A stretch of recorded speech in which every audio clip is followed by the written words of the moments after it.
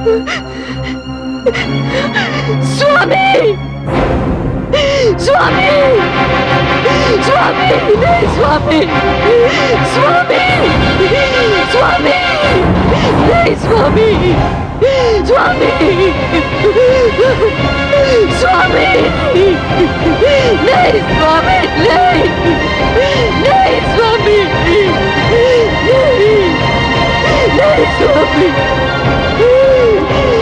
स्वामी, माता, स्वामी, माता, स्वामी, माता, माता शांत हो जाइए। स्वामी, स्वामी, माता, माता शांत हो जाइए। स्वामी, नहीं माता, संभालिए माता अपने आप को। शांत हो जाइए माता, शांत हो जाइए माता, शांत हो जाइए माता, शांत हो जाइए माता, अपने आप को संभालिए माता। सर्वनाश हो उनका जिन्होंने मेरा सुहाग लूटा, वंश न रहे उनका जिन्होंने मेरे स्वामी के प्राण लूटे, संसार में नाम न रहे उनका जिन्होंने ऐसी कायरता की, ऐसी माता, ऐसी कायरता। माता, स्वामी, माता, स्वामी, नहीं स्वामी, नहीं। माता शांत हो जाइए, शांत हो जाइए माता, शांत हो जाइए माता, माता।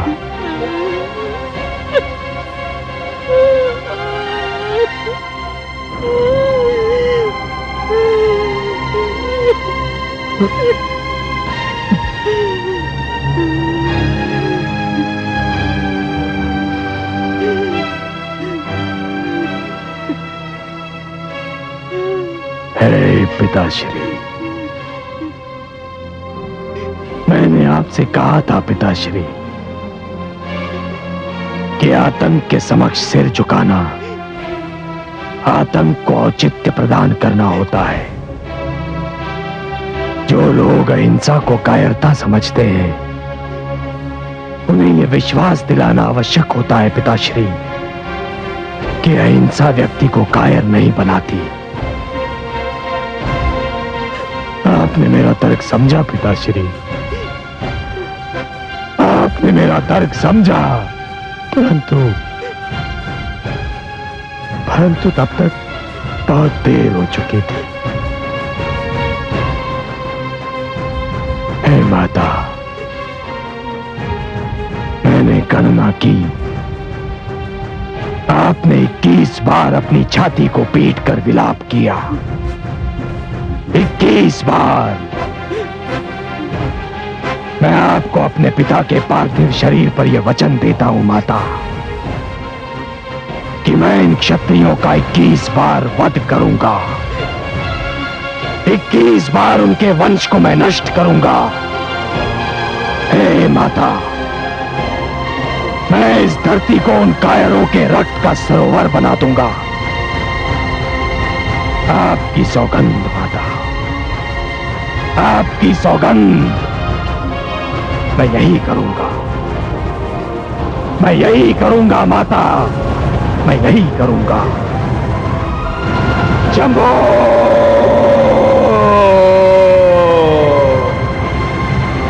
हे शंभो!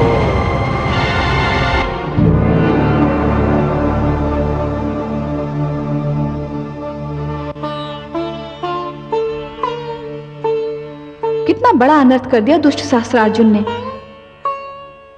महादेवी, भ्रष्टाचार और उन्माद से चूर व्यक्ति अनर्थ के अतिरिक्त और कर ही क्या सकता है? परशुराम ने सत्य ही कहा था कि कहीं जमदग्नि उसके तर्क को समझने में विलंब न कर दें। उन्होंने विलंब कर दिया और इसका ये फल हुआ। पर मेरी समझ में ये नहीं आता कि ऋषि जमदग्नि परशुराम के तर्क से पूर्णतः सहमत क्यों नहीं थे। महादेवी, ऋषि जमदग्नि का एक मन कह रहा था कि वो परशुराम के तर्क से सहमत हो जाए, परंतु दूसरा मन कह रहा था कि सहमति का अर्थ यह होगा कि स्वयं की विचारधारा की पराजय को स्वीकार कर लेना। वो असमंजस में पड़ गए। और इसी असमंजस के कारण उन्हें अपने प्राणों से हाथ धोना पड़ा। एक कारण और था महादेवी। वो क्या था कमल नयन? ऋषि जमदग्नि को शस्त्र की महत्ता का ज्ञान तो था, परंतु शस्त्र के प्रयोग का ज्ञान नहीं था। मैं समझी नहीं सर्वेश्वर। ऋषि जमदग्नि शस्त्र विद्या की शिक्षा अवश्य देते थे महादेवी, परंतु उन्होंने कभी यह नहीं सोचा होगा कि इस विद्या का प्रयोग स्वयं उन्हें भी करना पड़ सकता है, उन्हें युद्ध भी करना पड़ सकता है। इसका फल यह हुआ महादेवी कि जब युद्ध का समय आया तो शस्त्र विद्या में उनकी निपुणता उनके किसी काम नहीं आई। पर वो तो युद्ध में विश्वास ही नहीं करते थे। वो कहते थे कि वे जन्म से ब्राह्मण हैं और उनका कार्य केवल शिक्षा देना है। यही तो उनकी भूल सिद्ध हुई महादेवी, यही तो उनकी भूल सिद्ध हुई। जाति का संबंध जन्म से नहीं, कर्म से होता है। व्यक्ति की जाति का निर्धारण उसका कार्य क्षेत्र करता है। यदि कार्य क्षेत्र परिवर्तित होता है तो व्यक्ति की जाति भी परिवर्तित होती है। आप सत्य कहते हैं। इस साधारण रहस्य को जमदग्नि ने समझने का प्रयास ही नहीं किया। उनके हाथों में जब पुस्तक थी तब भी वे स्वयं को ब्राह्मण ही समझते थे, और जब उनके हाथों को शस्त्र उठाना पड़ा तब भी वे स्वयं को ब्राह्मण ही समझते रहे। आपने सर्वथा सत्य कहा महादेवी। महादेवी, जिस प्रकार अग्नि जब रसोई में होती है तो उसका कार्य कुछ और होता है, परंतु जब वो अग्नि दीपक की लौ में सिमट जाती है तब कुछ और होता है, उसी प्रकार एक व्यक्ति को भी विभिन्न क्षेत्रों में भिन्न कार्यों में क्षमता उत्पन्न करनी चाहिए। यही तो वास्तविक ज्ञान होता है। ऋषि जमदग्नि को यह ज्ञात होना चाहिए था महादेवी कि शत्रु छल का प्रयोग भी कर सकता है। यह सब सत्य है कमल नयन, किंतु सहस्रार्जुन के पुत्रों ने उन्हें छल से मार दिया। वो तो घोर कायरता थी महादेवी, घोर कायरता। सहस्रार्जुन और उसके पुत्रों को इसका दंड अवश्य मिलेगा, कठोर दंड मिलेगा।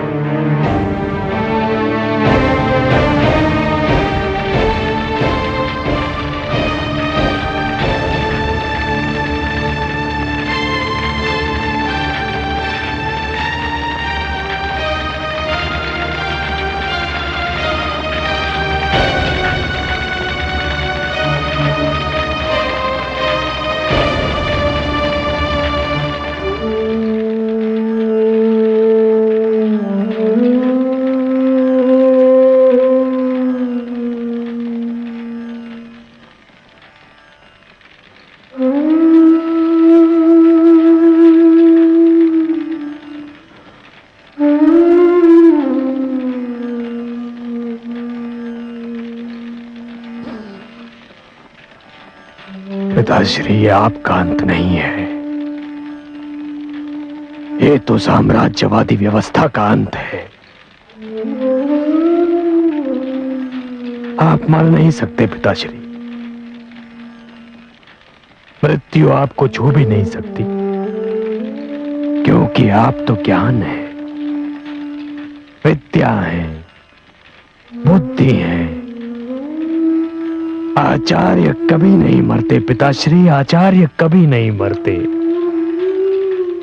वो तो अपनी दी हुई शिक्षा और अपने बनाए गए शिष्यों के रूप में सदा के लिए जीवित रहते हैं।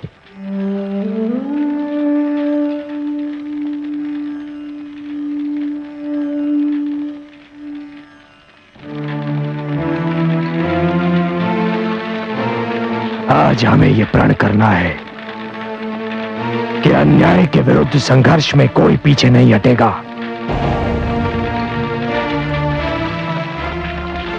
पिताश्री की मृत्यु ने हमें यह सिखाया है कि हमें युद्ध के उन्माद का अंत करना है।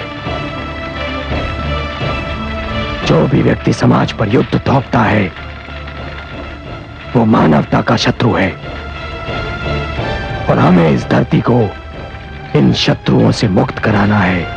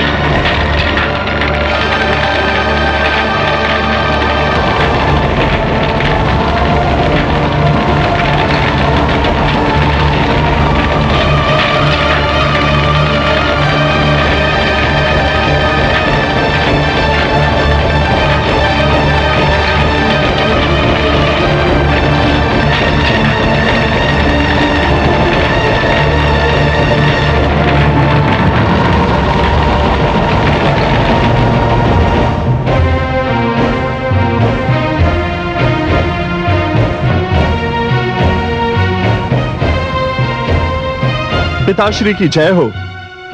पिताश्री, आपको यह सुनकर प्रसन्नता होगी कि हमने आपके शत्रु को मृत्यु के घाट उतार दिया। इस शत्रु के विषय की बात कर रहे हो पुत्र? ऋषि जमदग्नि के विषय में। क्या? हाँ पिताश्री, जमदग्नि ने आपके साथ छल किया था और हमने उसे उसका दंड दे दिया है। ऋषि जमदग्नि ने छल किया था? क्या छल किया था? उन्होंने सुशीला के स्थान पर आपको कोई साधारण गऊ दे दी थी। बुद्धि भ्रष्ट हो गई है तुम्हारी। वो सुशीला ही थी। किंतु उसने तो हमारी कोई इच्छा पूरी नहीं की। मूर्खो, पुत्र पिता की सहायता करते हैं, परंतु तुमने तो एक बहुत बड़ा संकट मेरे द्वार पर लाकर खड़ा कर दिया है। मैं चाहता था कि परशुराम को समाप्त करने के लिए मुझे थोड़ा समय मिल जाए, युद्ध कुछ समय के लिए टल जाए, ताकि मैं अपनी शक्ति को एकत्र कर लूं। परंतु तुमने तो युद्ध को मेरी चौखट पर लाकर खड़ा कर दिया है। ऋषि जमदग्नि का वध परशुराम को आग बबूला कर देगा। परंतु पिताश्री, परशुराम का तो अपने पिता के साथ मतभेद हो गया था। विचारों के मतभेद से रिश्ते नाते नहीं टूट जाया करते पुत्र। ऋषि जमदग्नि परशुराम के पूज्य पिता हैं। विचारों का मतभेद होते हुए भी उनका असीम आदर करता है। भूल गए? ऋषि जमदग्नि की आज्ञा से उसने अपनी माता का सिर धड़ से अलग कर दिया था। अब क्या होगा पिताश्री?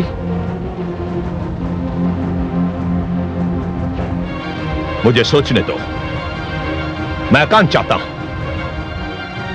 प्रणाम। प्रणाम पिताश्री।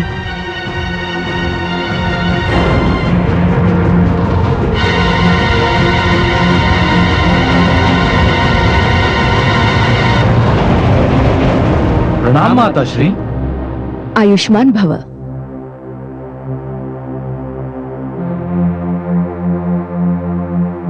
क्या बात है स्वामी, आप बहुत चिंतित लग रहे हैं। बहुत बड़ा अनर्थ हो गया महारानी। हमारे पुत्रों के हाथों ऋषि जमदग्नि का वध हो गया है। इसका तो बहुत भयंकर परिणाम हो सकता है। तो मैं क्या कर सकता हूं? ऋषि जमदग्नि को जीवित तो नहीं कर सकता। अपने पुत्रों को दंड तो दे सकते हैं आप। कैसी माता हैं आप? अपने पुत्रों पर दया करने के स्थान पर उन्हें दंड दिलाना चाहती हैं। वे दया के पात्र नहीं है स्वामी। संतान की भूल को अनदेखा करना संतान को और भी बिगाड़ने के समान है।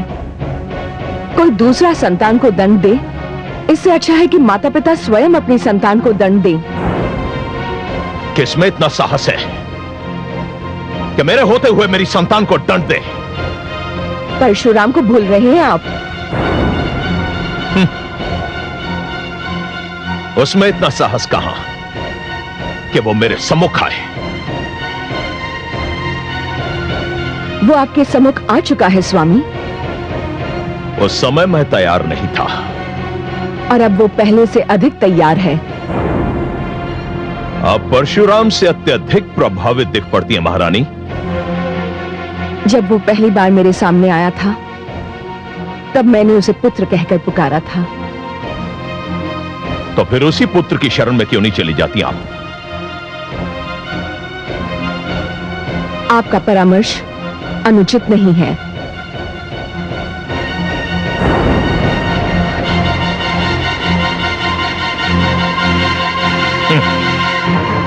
परशुराम,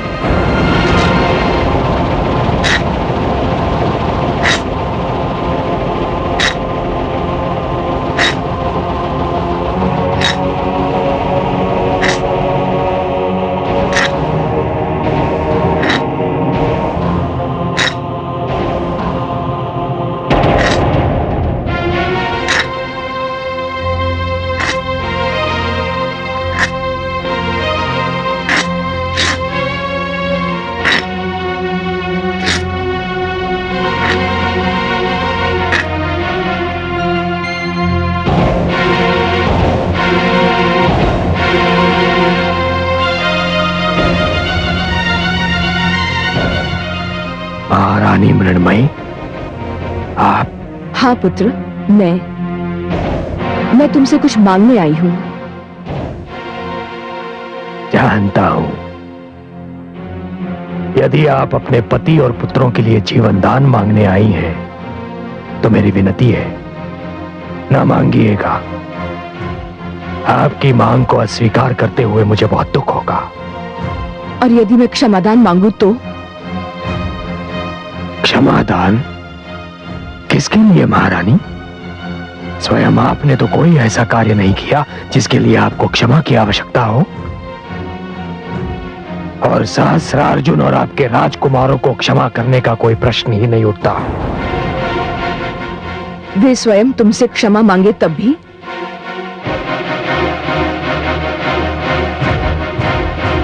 तो इसका अर्थ ये है कि निर्मम हत्याओं की ये श्रृंखला कभी नहीं टूटेगी।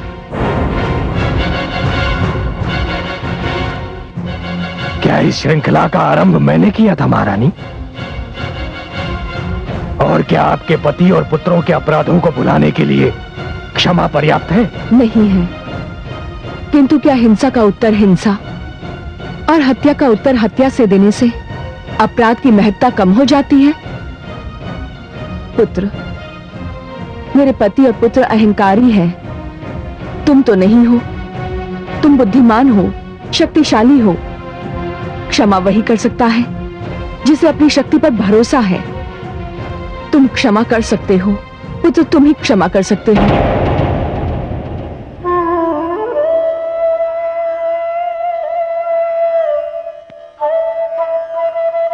महारानी,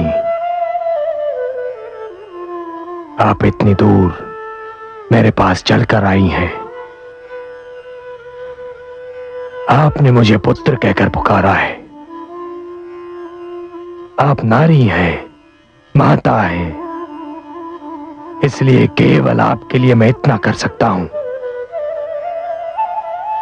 कि यदि आपके पति और आपके पुत्र समस्त ऋषि समाज से, समस्त भार्गव समाज से अपने दुष्कर्मों के लिए क्षमा मांग लें और ये वचन भी दें कि वो भविष्य में कभी किसी को पुनः कष्ट नहीं देंगे, तो महारानी मैं स्वयं अपना दुख भूलकर उन्हें क्षमा कर सकता हूं। परंतु क्या वो ऐसा करेंगे? क्यों नहीं करेंगे? मैं उन्हें मनाऊंगी। तुम्हारा धन्यवाद पुत्र। मैं उन्हें तुम्हारा प्रस्ताव मानने पर बाध्य करूंगी। मैं चलती हूं पुत्र।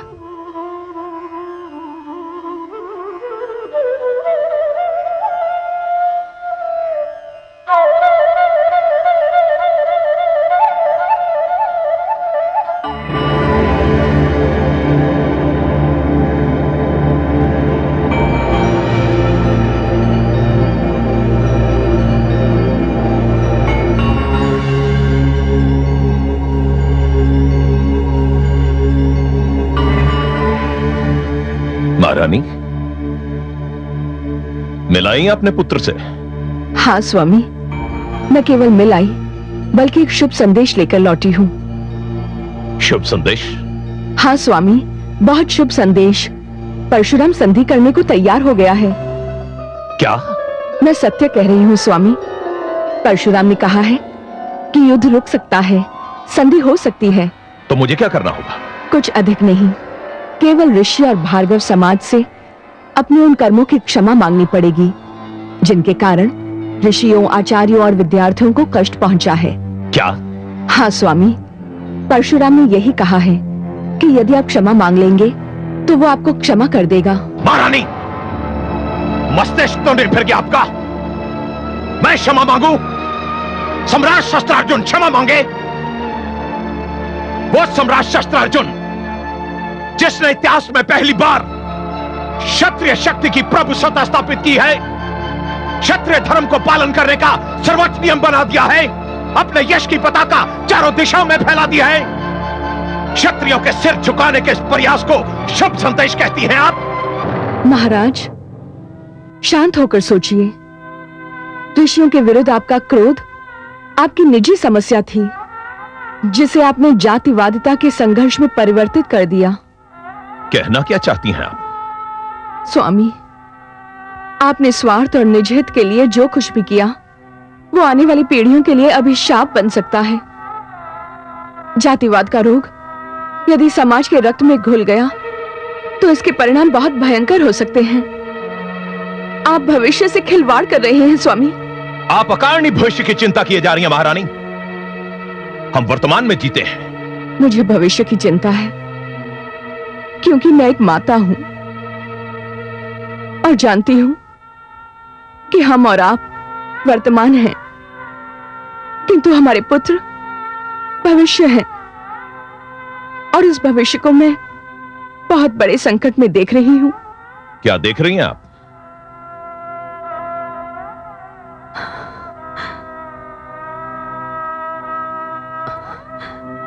महाराज, मुझे उनके कटे हुए सिर दिखाई दे रहे हैं। बंद कीजिए अपना मुख। आप अपनी संतान के लिए ऐसी अशुभ और भयानक बातें कर रही हैं। नहीं स्वामी, मैं चाहती हूं कि मैं जो कुछ भी देख रही हूं वो झूठ हो, परंतु मैं जानती हूं कि सत्य है। ये सब मिथ्या है, ये सब झूठ है। आप झूठ कह रही हैं। ऐसा कदापि नहीं हो सकता।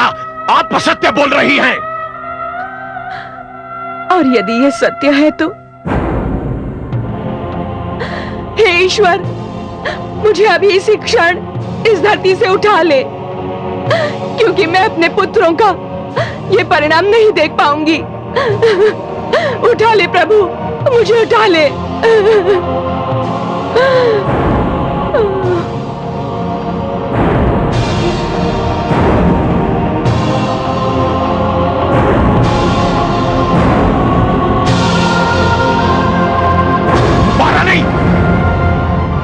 महारानी, महारानी, महारानी!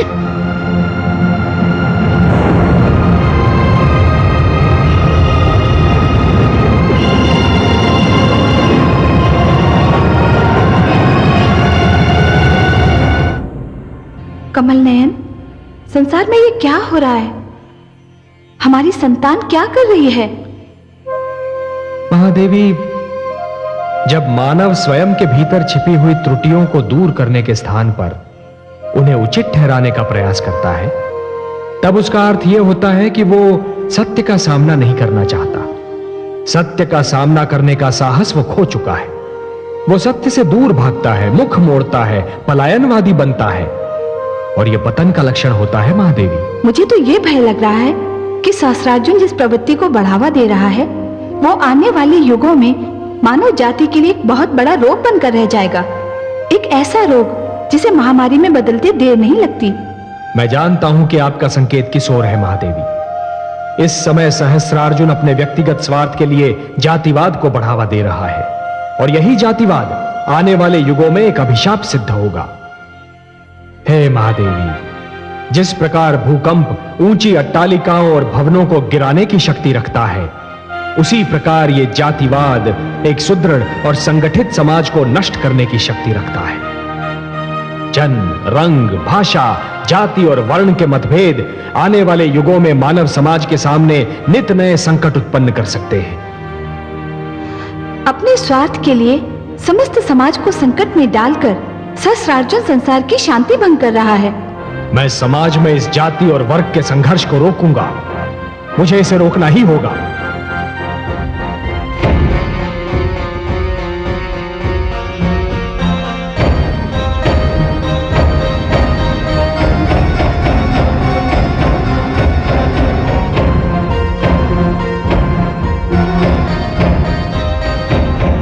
क्षत्रिय वीरों और मित्रों, क्षत्रिय समाज पर आज तक ऐसा संकट कभी नहीं आया। हमारा अस्तित्व संकट में पड़ गया है। भार्गवों ने हमारे विरुद्ध संगठित होकर क्षत्रियों का अंत करने का निश्चय किया है। ब्राह्मण आचार्य बनने के स्थान पर शासक बनना चाहते हैं। महाराज, मैं समस्त 21 क्षत्रिय राजाओं की ओर से आपको यह अधिकार देता हूं कि आप इस परिस्थिति से निपटने का ढंग ढूंढिए, और आप जो भी निर्णय लेंगे वो हम सबको स्वीकार होगा। धन्यवाद मित्रों, आपने मुझ पर जो विश्वास प्रकट किया है, मैं उसका आभारी हूं। इस संकट से निपटने का एक ही उपाय है, हम एक साथ मिलकर रहें, एक साथ युद्ध करें। भार्गव संगठन का उत्तर केवल क्षत्रिय एकता है। महाराज, हमारी सेनाएं और हमारे कोष इस एकता के लिए आपके सम्मुख प्रस्तुत हैं। हम सर्वसम्मति से आपको अपना नायक मानते हैं। महाराज सहस्त्रार्जुन की, क्षत्रिय एकता की, महाराज सहस्त्रार्जुन की, क्षत्रिय एकता की, महाराज सहस्त्रार्जुन की, क्षत्रिय एकता की, महाराज सहस्त्रार्जुन की, क्षत्रिय एकता की।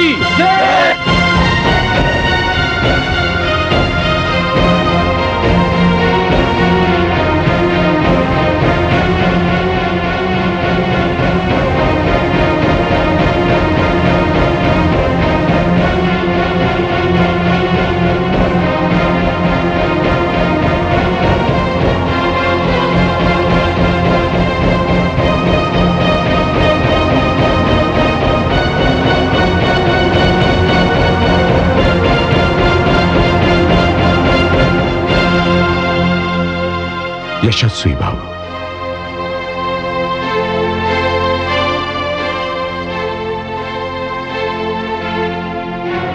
वत्स परशुराम, तुम्हारे पिता ऋषि जमदग्नि की हत्या से ऋषि समाज को बहुत बड़ा आघात पहुंचा है,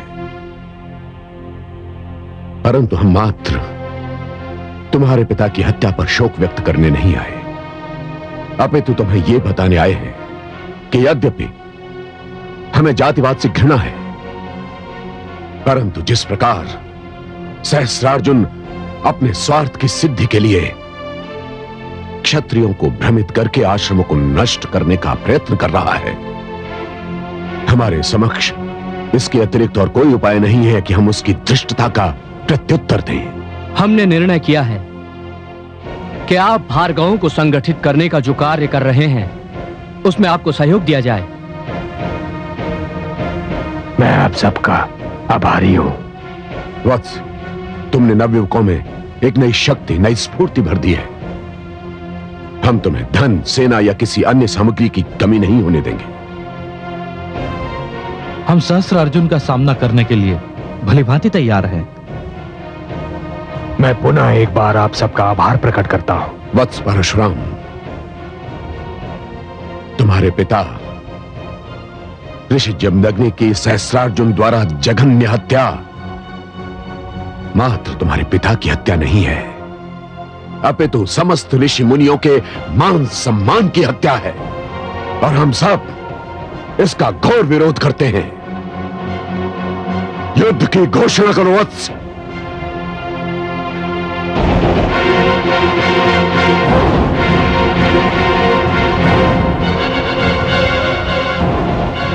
जो आज्ञा ऋषिवर, जो आज्ञा।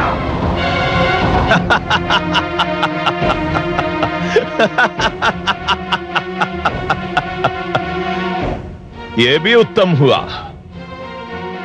अब कोई भी हम पर दोष नहीं धरेगा कि युद्ध का आरंभ हमने किया। हमारी सूचना के अनुसार परशुराम कभी भी हमारी राजधानी पर आक्रमण कर सकता है। महाराज, क्या यह उत्तम नहीं होगा कि हम परशुराम को यहां पहुंचने ही ना दे, उसे यहां आने से पहले ही रोक दे? नहीं, उसे आने दीजिए। सेनापति। जी महाराज। हमारे राजकुमारों को सूचित कर दिया जाए कि कमर कस ले, आक्रमण किसी भी क्षण हो सकता है। जो आज्ञा महाराज।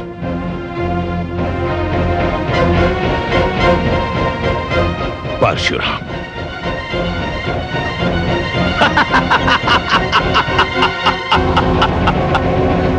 परशुराम।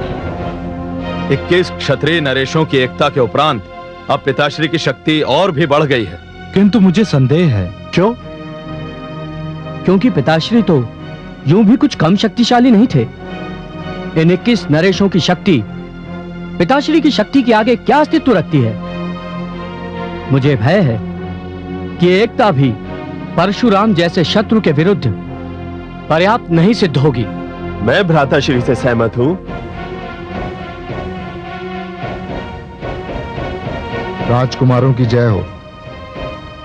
मैं आप सबको सूचित करने आया हूं कि परशुराम ने हमारे विरुद्ध युद्ध की घोषणा कर दी। क्या?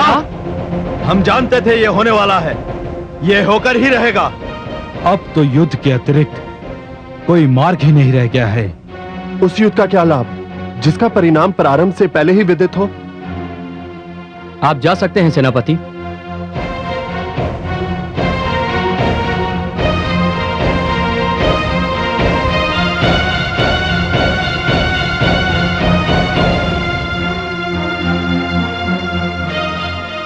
क्या परशुराम को रोकने का कोई उपाय नहीं है? रोकने का तो कोई उपाय नहीं है, किंतु उसका ध्यान बटाने का एक उपाय है। युद्ध के समय यदि शत्रु का ध्यान बढ़ जाए, उसकी एकाग्रता भंग हो जाए, तो भी वो दुर्बल हो जाता है। और परशुराम की एकाग्रता भंग करने का मुझे एक उपाय सूझ गया है। भ्राताश्री, उत्सुकता मत बढ़ाइए, शीघ्र बताइए आपको क्या उपाय सूझा है। कौन बचा सकता है हमें इस परिस्थिति में? अनामिका। अनामिका? हम समझे नहीं भ्राताश्री। अनामिका परशुराम के बहुत निकट है। उसने परशुराम की हर पग पर सहायता की है। उसने परशुराम के लिए प्रचारिका और संदेशवाहिका का कार्य किया है। वो परशुराम से प्रेम करती है और परशुराम के लिए प्रेरणा का एक रूप है। यदि हम अनामिका को उठा लाएं, तो परशुराम का ध्यान बढ़ जाएगा। मैं तो आपको बहुत बुद्धिमान समझता था भ्राताश्री, पर आपने जो उपाय बताया है वो उपाय कम और विपदा अधिक जान पड़ती है। क्यों? मूर्ख, ये तो आ बैल मुझे मार वाली स्थिति होगी। इससे तो परशुराम का क्रोध और बढ़ जाएगा और वो प्रलय बनकर हमारे सिरों पर टूट पड़ेगा। मूर्ख मत बनो, राजनीति को समझने का प्रयत्न करो अनुज। अनामिका हमारे पास होगी तो हम परशुराम से सरलता से लेन देन कर सकेंगे। वो कैसे? हम उससे कहेंगे कि यदि वो अनामिका को जीवित देखना चाहता है तो हमसे युद्ध के स्थान पर वार्तालाप करे। और परशुराम ना माना तो? तब हम कह देंगे कि हम तो मरेंगे, पर अनामिका को भी मरना पड़ेगा। मान गए भ्राताश्री, यह है वास्तविक राजनीति। तो फिर चलिए, विलंब करना ठीक नहीं। चलो चलिए चलिए। दाता ने जन्म से पूर्व ही मानव समाज के विभिन्न वर्गों के लिए कार्य नियुक्त कर दिए थे। हम ब्राह्मण हैं, समाज को शिक्षा प्रदान करने का कार्य हमें सौंपा गया था और समाज की रक्षा करने के लिए क्षत्रियों को जन्म दिया गया था। परंतु ये तो विधि की विडंबना है कि जिसे रक्षक का कार्य सौंपा गया वही पक्षक बन गया है, लुटेरा बन गया है। समाज में सुरक्षा के स्थान पर असुरक्षा फैला रहा है।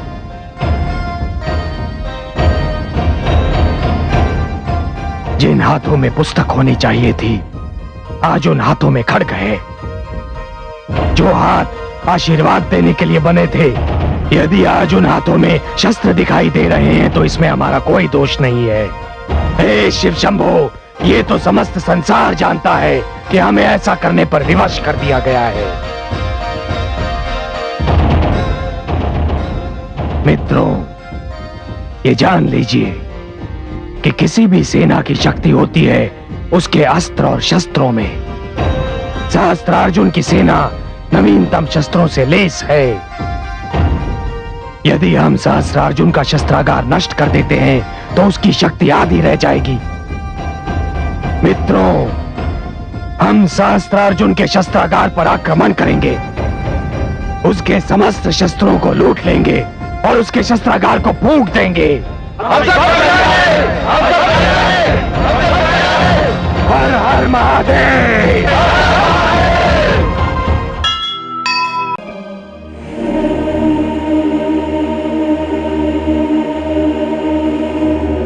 महाराज की जय हो। क्या बात है? महाराज, परशुराम और उसके सहयोगियों ने हमारी उत्तरी सीमा पर बने शस्त्रागार को आग लगाकर जला दिया। क्या? महाराज, महाराज, महाराज, परशुराम ने हमारी पश्चिमी सीमा पर स्थित शस्त्रागार पर आक्रमण करके उसे लूट लिया। परशुराम, परशुराम, ये क्या तंग मचा रखा है उसने? महाराज, नगर के मध्य स्थित शस्त्रागार को भी जलाकर राख कर दिया। क्या?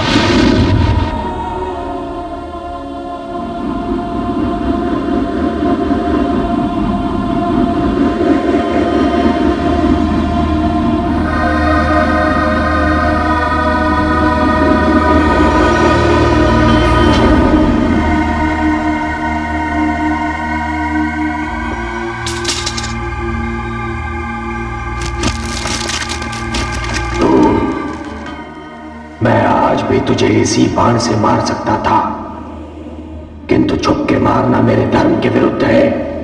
मैं तुझे केवल ये बताना चाहता हूं कि 21 क्षत्रिय वंशों को साथ कर लेने के उपरांत भी तेरी शक्ति पहले से आधी रह गई है। मैंने तेरे शस्त्रागारों को राख के ढेर में परिवर्तित कर दिया है।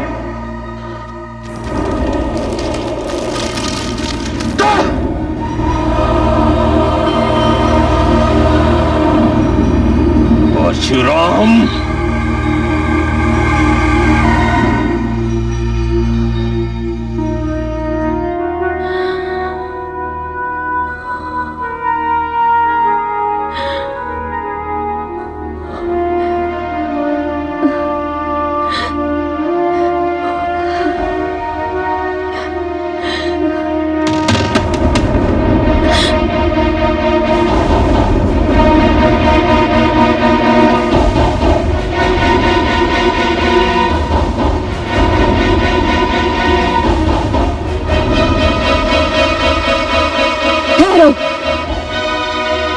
जहां हो वहीं ठहर जाओ।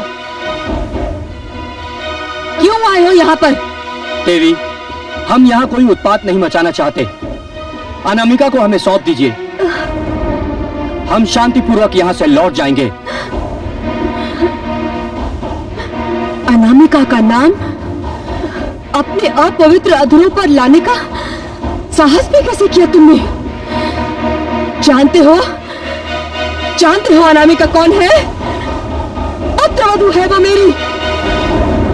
एक माता से ये कहते हुए तुम्हें लज्जा न आई कि अपनी पुत्री को तुम जैसे नीच और व्यभिचारियों को सौंप दे? चले जाओ यहाँ से, चले जाओ। हम आपको विश्वास दिलाते हैं कि हम अनामिका देवी को कोई कष्ट नहीं पहुंचाएंगे। हम तो केवल उनको यहाँ से। बस कहा ना, चले जाओ यहाँ से। आप हमें बल प्रयोग पर विवश कर रही हैं देवी। मेरे मृत शरीर पर पांव रखकर ही तुम मेरी पुत्रवधू को छू सकते हो।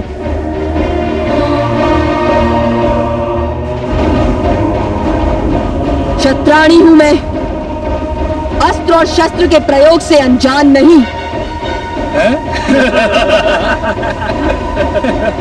ठहरो, पीछे पीछे ठहरो, पीछे पीछे पीछे।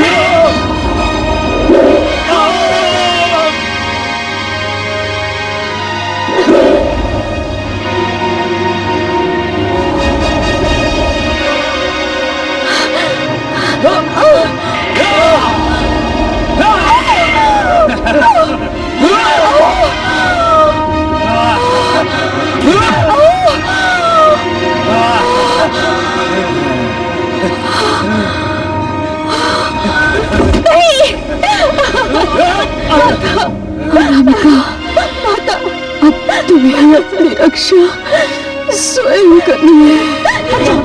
छोड़ दो मुझे, छोड़ दो, हटाओ, छोड़ो,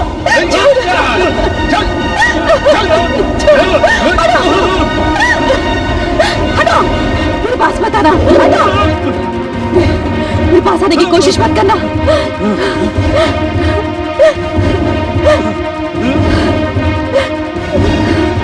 सुनो देवी, हमारा कहना मानो, हम तुमको तनिक भी क्षति नहीं पहुंचाना चाहते। हम केवल इतना चाहते हैं कि तुम हमारे साथ चलो। तुम हमारे साथ होगी तो परशुराम से हमें बातचीत और लेन देन में सुविधा होगी।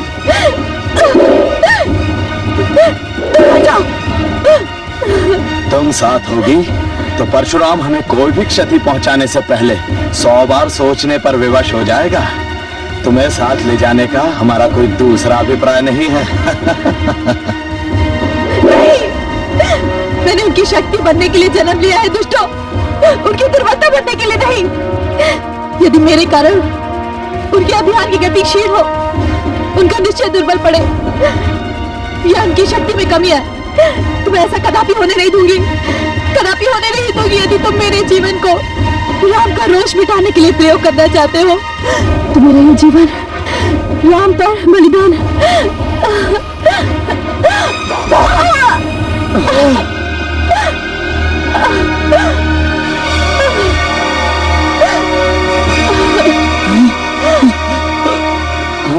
ये क्या?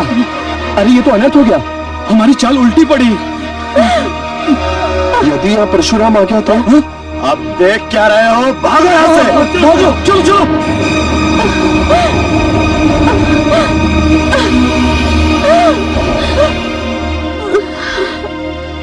अनामिका, अनामिका, ये तुमने क्या किया पुत्री? मैंने अपने मान सम्मान और राम की शक्ति की रक्षा की है माते, मुझे क्षमा कर दीजिएगा। क्षमा कर दूं? तुमने ऐसा क्या किया है पुत्री? मैंने आपसे झूठ कहा था। कैसा झूठ? यही कि मैंने आपके पुत्र से विवाह कर लिया। मैं सदैव उनसे प्रेम करती रही, किंतु विवाह न कर सकी। पुत्री, मैं तो तुम्हें पुत्रवधू मान चुकी हूँ और अब तुम ही मेरी पुत्रवधू रहोगी।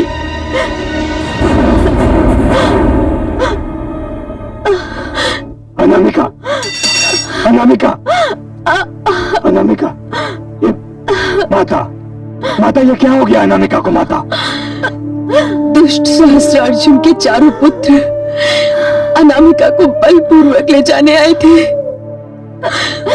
और इसने अपने आत्मसम्मान की रक्षा इस प्रकार की।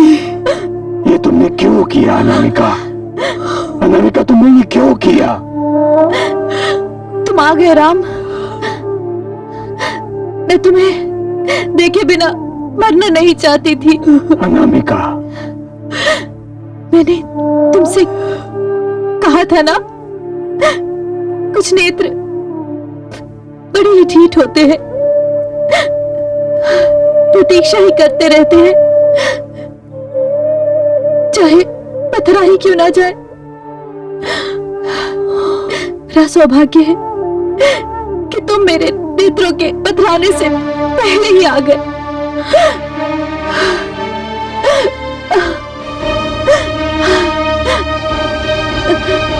मेरे प्राण मेरे नेत्रों में सिमट आए हैं। तुम्हें देख लिया, अब मैं शांति से उस जीवन को त्याग सकती हूँ जिसके रहते तुम्हें पाना असंभव था। नहीं अनामिका, अनामिका, मैं तुमसे प्रेम करती हूँ राम, मैं तुमसे प्रेम करती हूँ राम। अनामिका, अनामिका, अनामिका, अनामिका।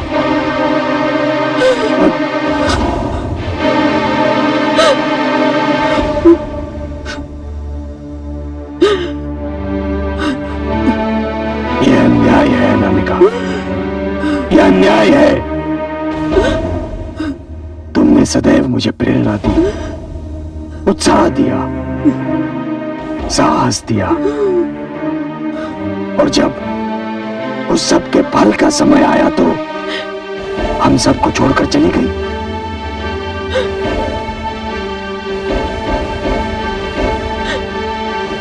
अनामिका, तुम सदैव मेरे संग रहोगी, मेरे मन में क्रांति की अग्नि बनकर,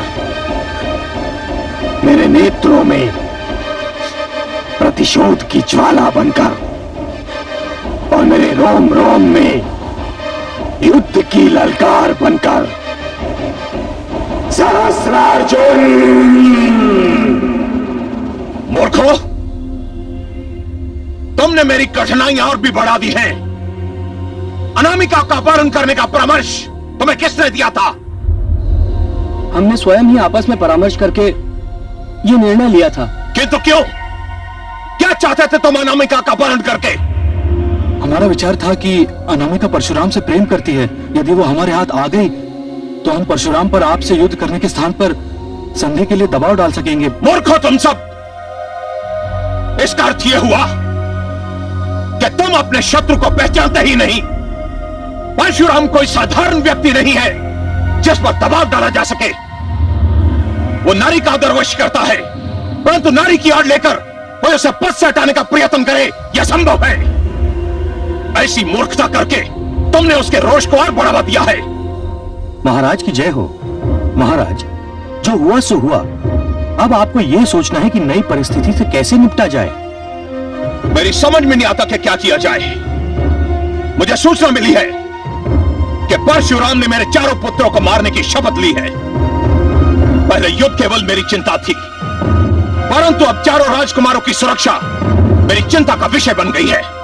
आप इसकी चिंता ना कीजिए महाराज। मैं नहीं करूंगा तो और कौन करेगा? हम जो हैं, हमने आपको सहायता का वचन दिया है। आपके राजकुमारों की सुरक्षा के लिए हम पीछे नहीं हटेंगे महाराज। महाराज, मेरे मस्तिष्क में एक योजना है। आप अपनी योजना बताइए। चारों राजकुमारों को महेशमती क्षेत्र से दूर किया जाए और किसी को यह ना बताइए कि राजकुमार कहां गए।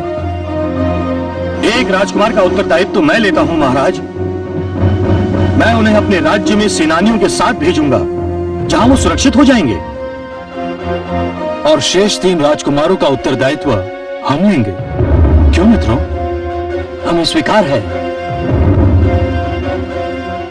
हमें भी स्वीकार है। धन्यवाद मित्रों, तुमने मेरी चिंता का बोझ हल्का कर दिया है। मैं तुम सबका आभारी हूं।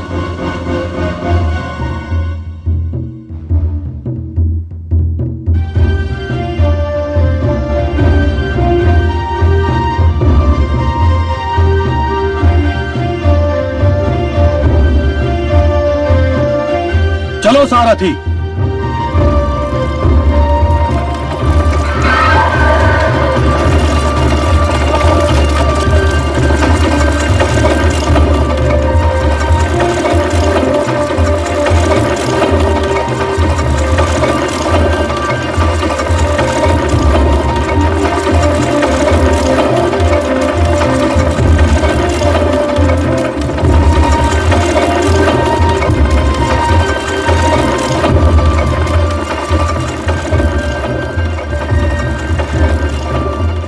चिंता की कोई बात नहीं। हमारे नरेश के क्षेत्र में पहुंचते ही आपके सिर से हर संकट टल जाएगा। किंतु आपके नरेश का क्षेत्र यहाँ से दूर है। तो क्या हुआ? यदि मार्ग में ही कुछ हो गया? अरे नहीं, ऐसा भी क्या। यदि ऐसा कुछ हुआ तो मैं हूं ना आपके साथ। आपकी रक्षा के लिए मैं अपने प्राण न्यौछावर कर दूंगा, और हमारे महाराज की सेना में मेरे जैसा दूसरा सेनानी मिलना दुर्लभ है। मेरे इस खड़क को शत्रु का रक्त पीने का काफी अभ्यास है। वैसे मैं 10-12 को तो अकेला संभाल सकता हूं।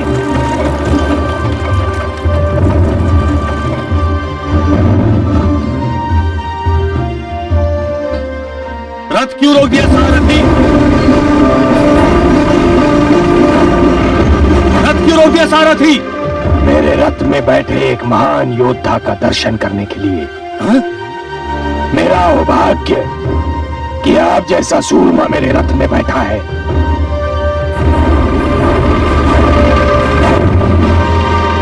परशुराम,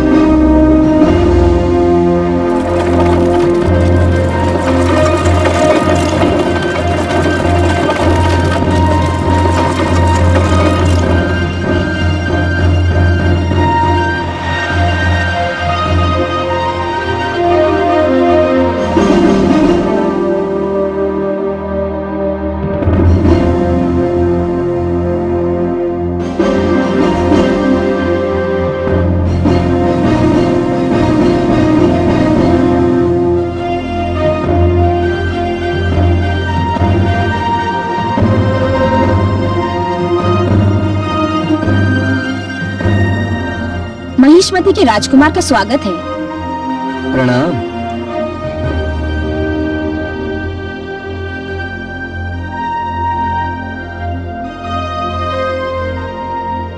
मैं राजकुमारी वंदना हूँ। पिताश्री ने यह सूचना भेजी थी कि आप हमारे राज्य में पधार रहे हैं और मुझे ये आदेश दिया कि आपको यहाँ कोई कष्ट न होने पाए। मैं आपके पिताश्री का आभारी हूँ और आपका भी। यहाँ आपके प्राणों को किसी संकट का भय नहीं है। वो तो मैं आपको देखते ही समझ गया था कि यहाँ मेरे चंचल मन को संकट अवश्य हो सकता है, मेरे प्राणों को नहीं। आप अपने कक्ष में विश्राम करें, मैं आपके भोजन इत्यादि का प्रबंध करती हूँ।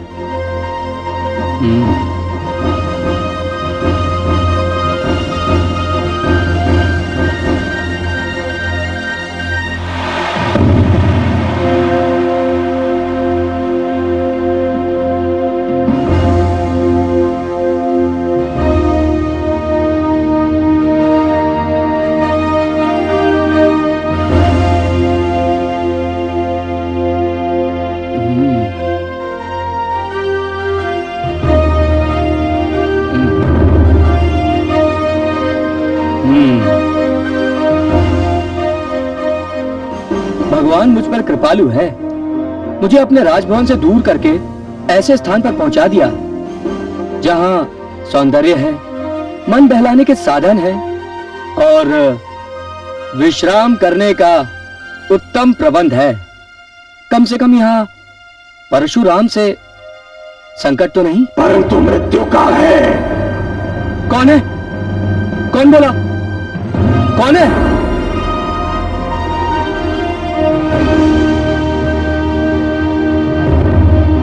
कौन है?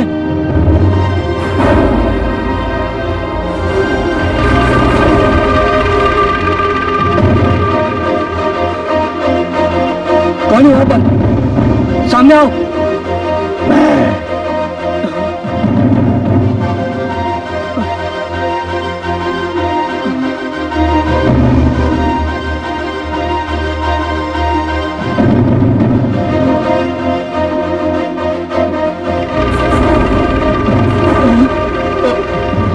तेरी भांति कायर नहीं हूं जो एक नियत्ते पर आक्रमण करे।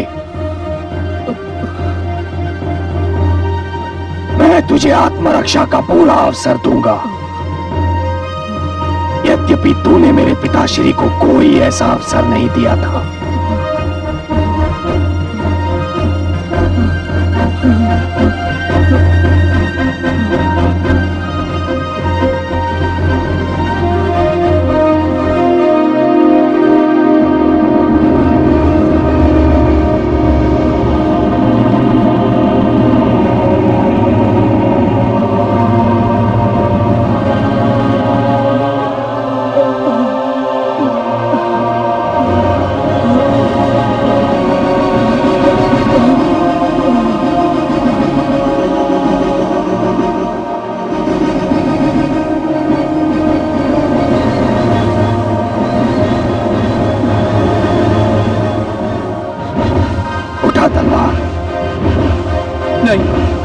उठा तलवार।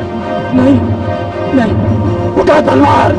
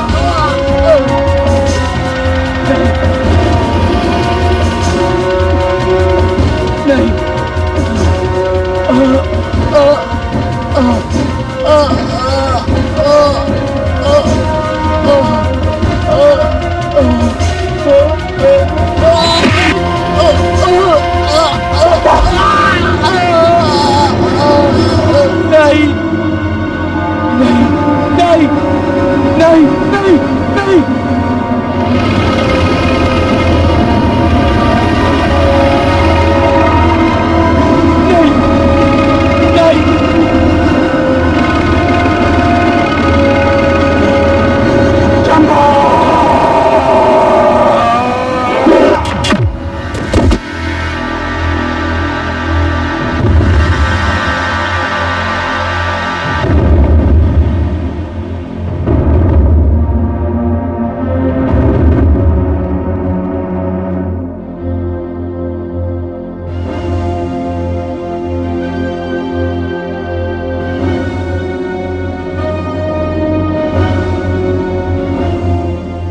कहिए ब्राह्मण, कहाँ से आए हो आप?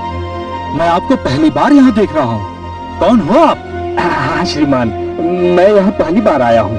हम महिष्मती नरेश सहस्रार्जुन की पाकशाला के प्रधान हैं।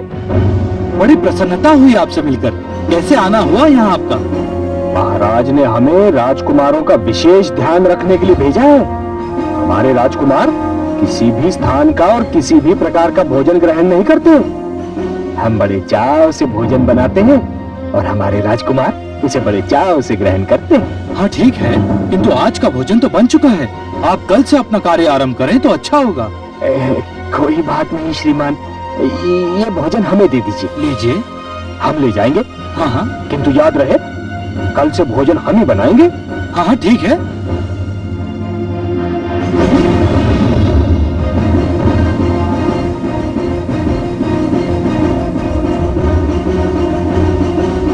द्वारपाल, हटिए हटिए। कहाँ जा रहे हो आप? अरे राजकुमारों को भोजन कराने। तनिक पकड़िए पकड़िए, ठीक से पकड़िए, ठीक से पकड़िए।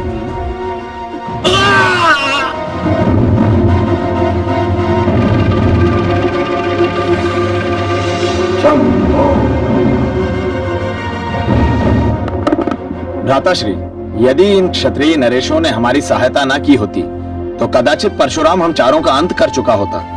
लगता है कि अनामिका के अपहरण का निर्णय करके हम चारों ने कोई बहुत बड़ी भूल की थी। नहीं अनुज, भूल हमारे निर्णय में नहीं, हमारे अनुमान में थी। अर्थात? यदि अनामिका हमारे हाथ आ जाती तो निसंदेह हम परशुराम को शांति वार्ता के लिए बाध्य कर सकते थे। किंतु हमने यह अनुमान नहीं किया था कि अनामिका अपने आदर की रक्षा के लिए आत्महत्या भी कर सकती है। वो अपने आदर को इतना महत्व देते हैं कि आदर की रक्षा कैसे की जाती है ये तो वही जानते हैं जिन्हें ईश्वर ने आदर और सम्मान का बहुमूल्य धनकोष प्रदान किया हो। तुम जैसे निर्लज्ज क्या जाने कि संसार में आदर और सम्मान की क्या महत्ता है। कौन हो तुम? आश्चर्य है कि अपनी मृत्यु को इतना निकट देखकर भी उसे पहचान नहीं पा रहे हो। परशुराम,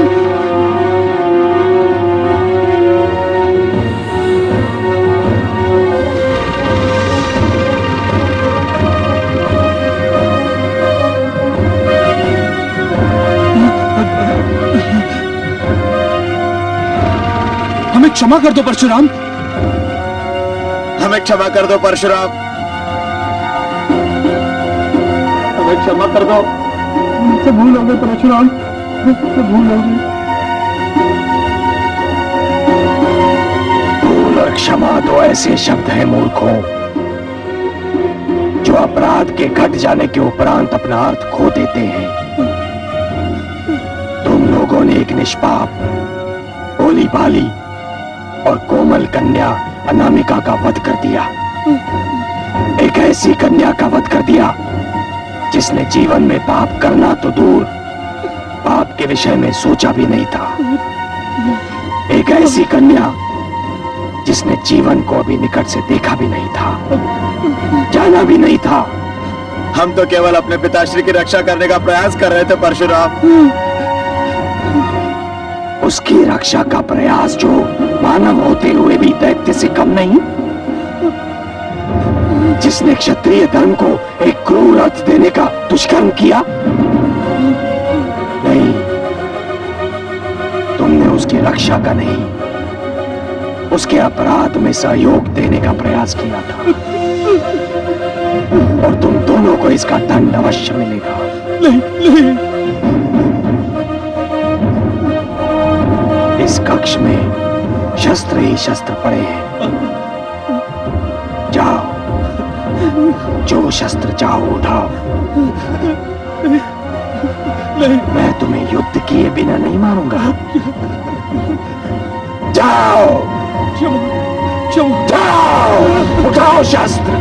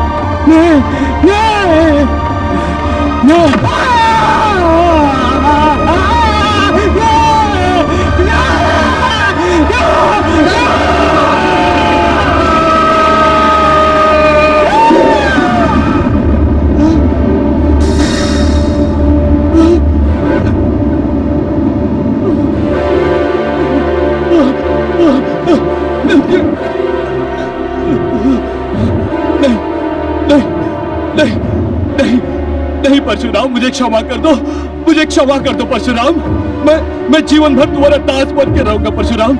मुझे क्षमा कर दो। नहीं, मुझे क्षमा कर दो, मुझे क्षमा कर दो, मुझे क्षमा कर दो परशुराम, मुझे क्षमा कर दो, मुझे क्षमा कर दो। मैं जीवन भर तुम्हारा दास बन के रहूंगा परशुराम। नहीं नहीं नहीं नहीं नहीं, मुझे क्षमा कर दो, मुझे क्षमा कर दो परशुराम, परशुराम मुझे क्षमा कर दो। संभव